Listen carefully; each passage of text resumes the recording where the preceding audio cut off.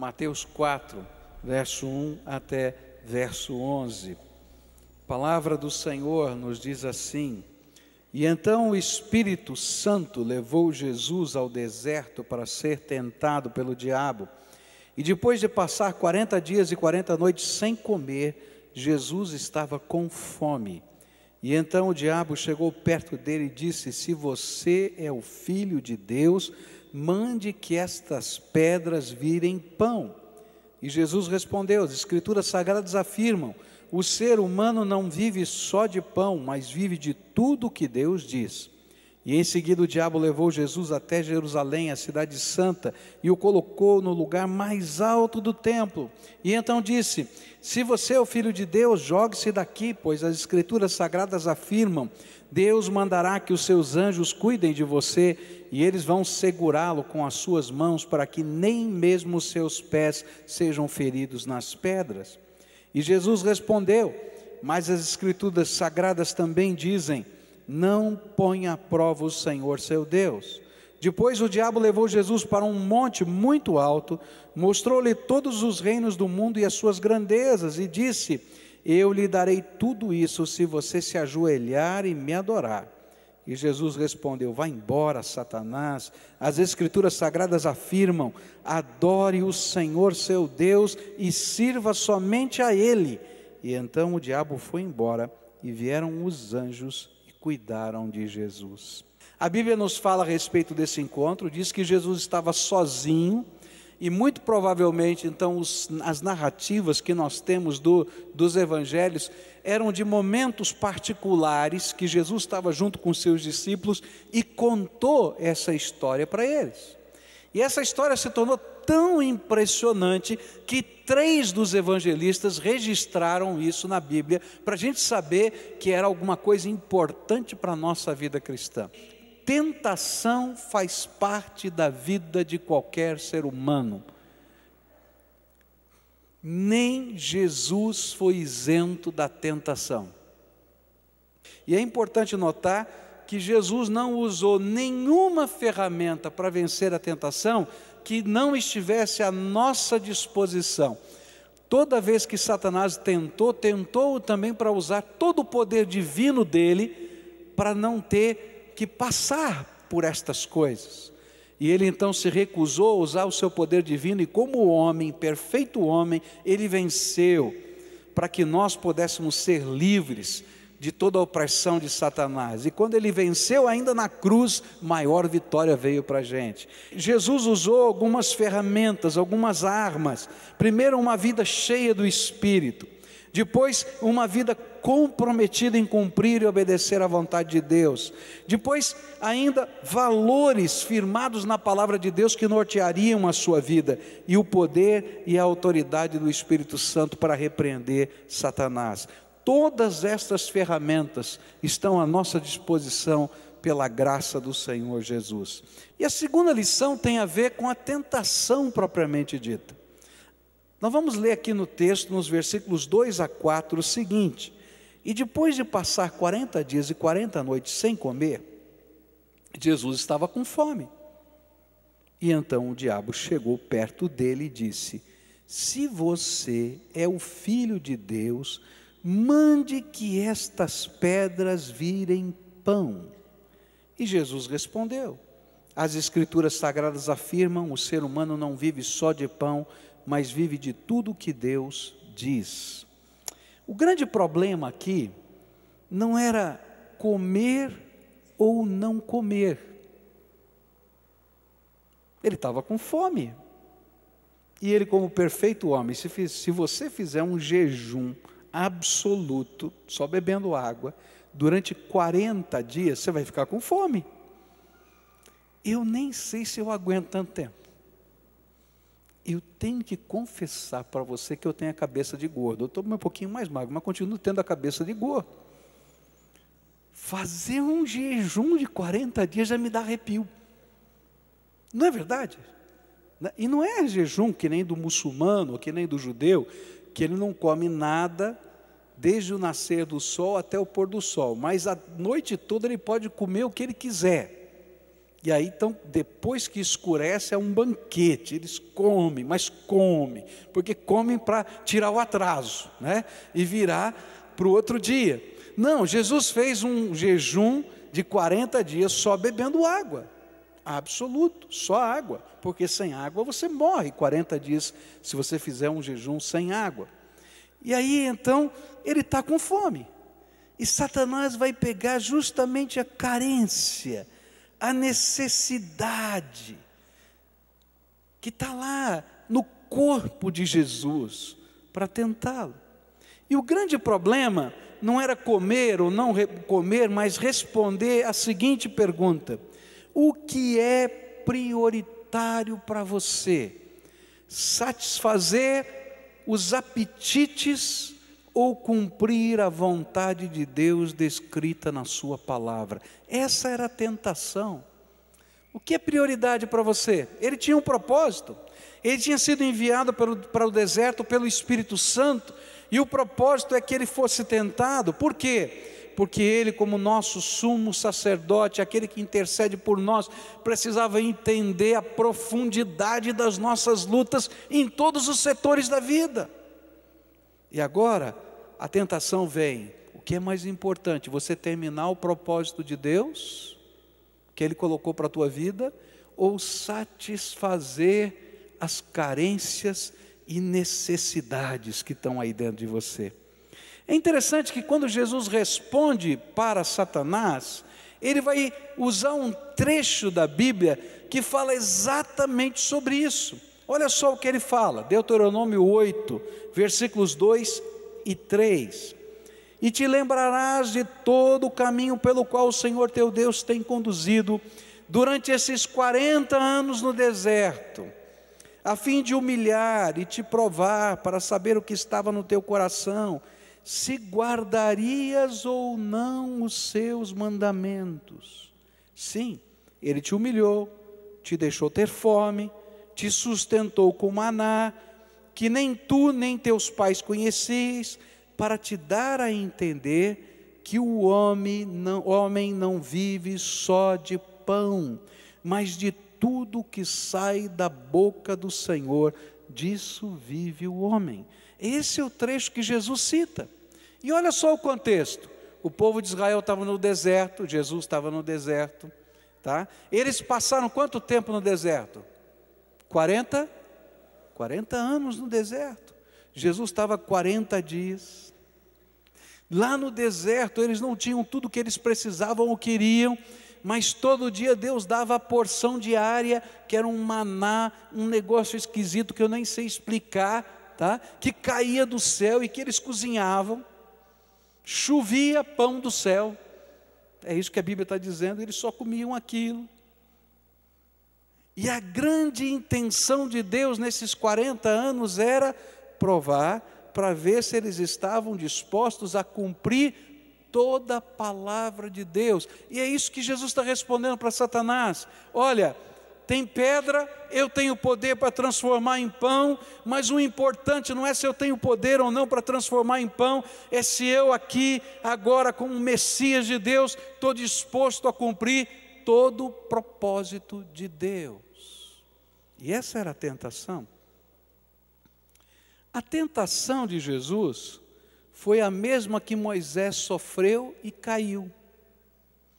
Teve um dia que o povo começou a reclamar em Massá e Meribá, e dizer: não tem água, a gente está com sede, e você é o nosso líder, trouxe a gente para morrer aqui no deserto, só tem esse pão ruim que cai do céu aqui, a gente só tem isso para comer, e agora não tem água, e nós precisamos de água.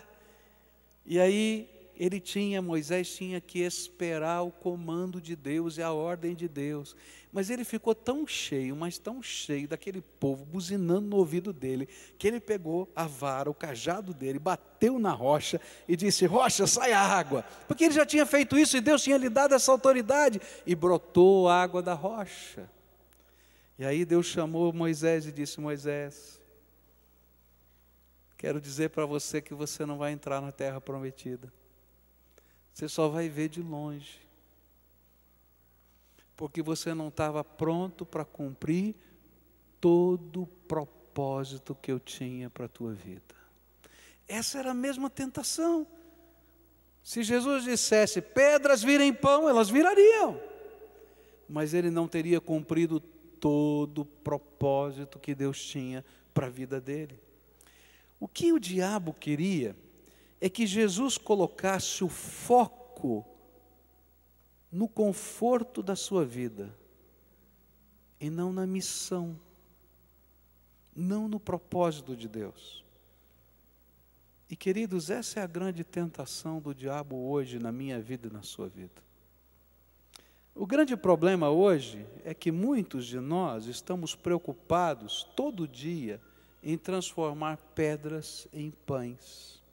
Ou seja, nós estamos preocupados em satisfazer os apetites da nossa carne.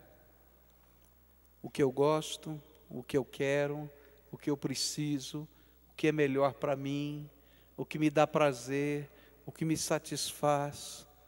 E nem sempre nós estamos preparados ou nós estamos desejosos de buscar qual é o propósito de Deus para a minha vida nesse assunto. E isso passa por várias áreas da minha vida, da sua vida. Você é uma pessoa normal, você levanta todo dia cedo, vai trabalhar, trabalha muito, ganha suado o seu pão de cada dia, volta para casa, tem uma família, nem sempre dá para fazer tudo o que você quer, nem sempre dá para fazer tudo o que você gosta, não é verdade isso? Aí você tem sonhos, você tem planos, você coloca esses sonhos, esses planos no papel, eu ponho e oro, peço a Deus, sonho e vou atrás, é assim que Deus vai trabalhando na minha vida. Mas o que Deus quer é que não apenas a gente faça isso, mas a gente pergunte para Deus, Senhor, o que é que o Senhor quer fazer da minha vida? E alguns sonhos a gente vai riscar, e algumas coisas que a gente conquistou a gente vai entregar, porque a gente tem um propósito maior, que é servir e honrar o Senhor, que tem um plano eterno para a minha vida. E se eu não entender isso, eu vou ser uma pessoa frustrada, porque eu vou conseguir algumas coisas, e à medida em que eu as consigo, se eu não tenho propósito, se eu não tenho alvo na minha vida, se eu não tenho senso de missão, estas coisas que eu conquistei, elas se desvanecem na minha mão no dia seguinte, e eu estou completamente insatisfeito de novo, e eu tenho que sair correndo atrás de alguma coisa maior, e eu vou tentando preencher o meu coração, e não preenche o meu coração. Isso acontece em todas as áreas da vida, acontece com a grana, quanto mais dinheiro você tem, mais desesperado você fica. Porque do dia para a noite, você pode perder algum dinheiro. E se você perder algum dinheiro do dia para a noite, você fica desesperado porque perdeu algum dinheiro.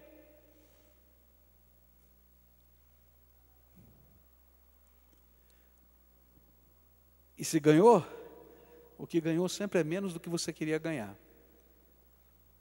Não é verdade? Se você se envolve com algum tipo de vício, o vício é insaciável.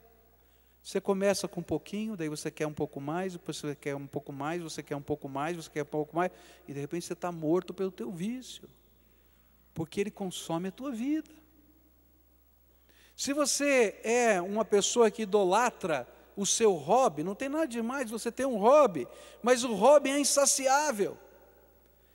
Quando ele se torna a razão da nossa vida, e eu vou acabar largando tudo e todos em função desse hobby ou dessa coisa que em si não é pecaminosa, mas ela toma todos os lugares do nosso coração. Porque toda vez que eu estou transformando pedras em pães, ou seja, só estou buscando o meu conforto, o meu prazer, eu perco o senso de missão, queridos. Mas quando eu tenho senso de missão, eu sei estar feliz em toda e qualquer circunstância da minha vida, porque o meu propósito é maior.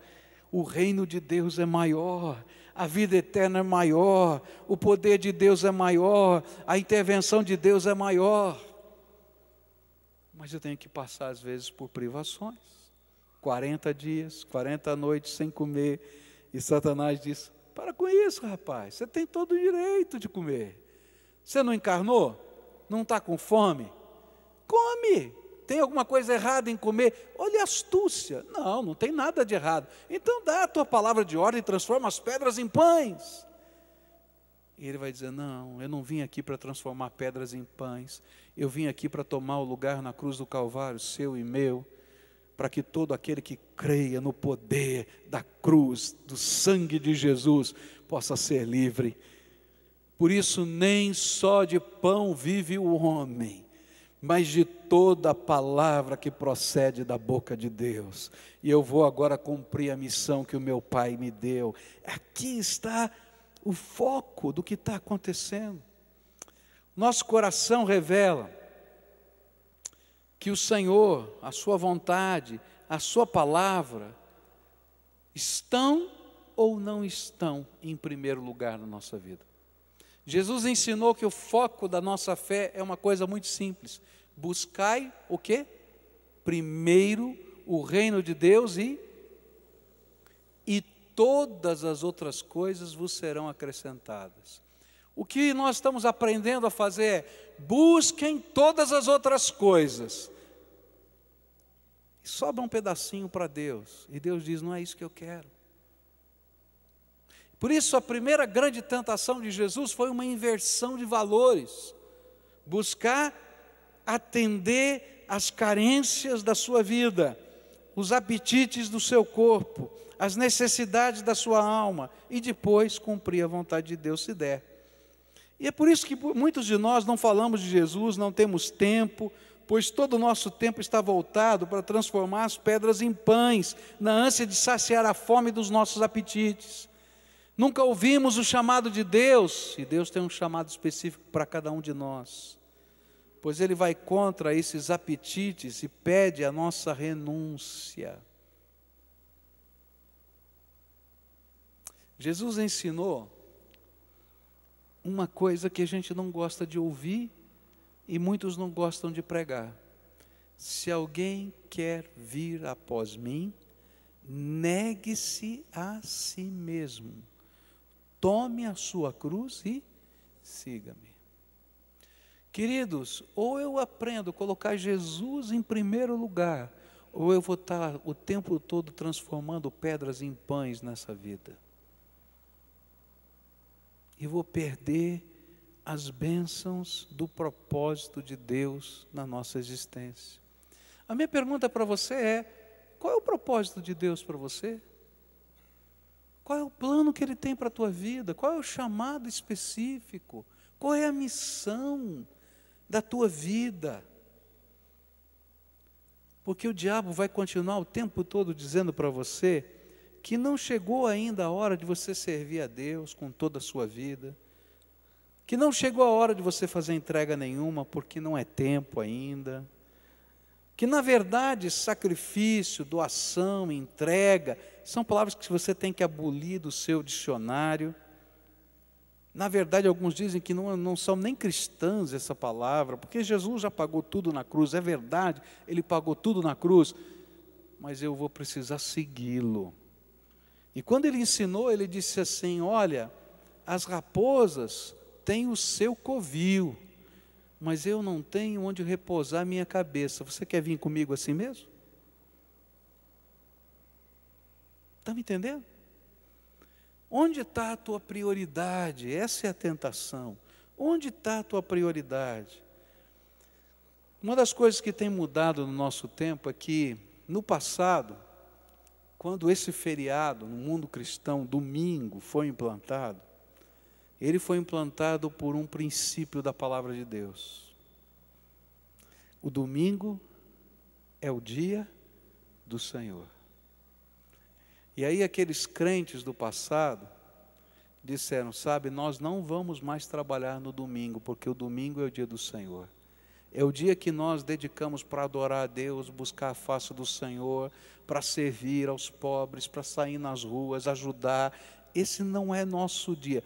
É claro que o Senhor é Senhor da nossa vida todo dia, mas entre 7 dias nós dizíamos lá, os nossos antepassados diziam, esse é exclusivo, nós vamos dedicar ao Senhor, nós vamos honrar o Senhor. O tempo passou, e o dia do Senhor virou meu dia. E ainda na nossa cultura, muitos têm o sábado ainda, né? Ficou o sábado e o domingo. E você tem 2 dias, ou pelo menos 1 dia e meio. E às vezes você não tem nada para servir a Deus. E quando alguém pergunta, diz, não tenho tempo. Trabalho muito. E eu olho aqui para vocês, tem alguém aqui que não trabalhe muito? A questão não é trabalhar ou não trabalhar, é quais são as suas prioridades.